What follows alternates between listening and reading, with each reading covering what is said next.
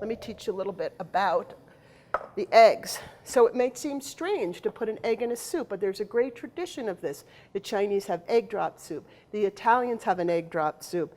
It's a very common addition. Stay, egg. They listen. All right. You're going to separate the egg.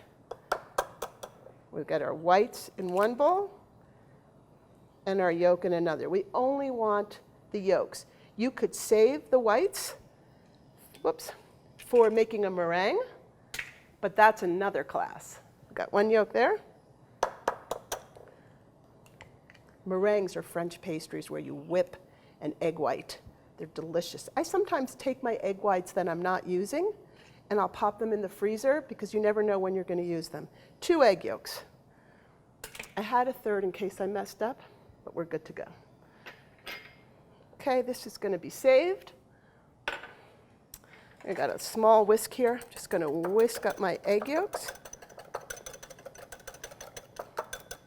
So this is going to thicken, but if we just added the yolk as it is straight to our hot broth, it would separate. So we're going to do something called tempering. This is a cooking term, not scary, you don't have to worry about it, but what we're going to do is when our broth gets hot, we're going to add a little bit to the yolk, whisk it in. So what we're doing, it's like introducing new friends. We're going to take a cold yolk, add a little bit of the hot soup, whisk it in, so then when we pour it back into the soup, it marries.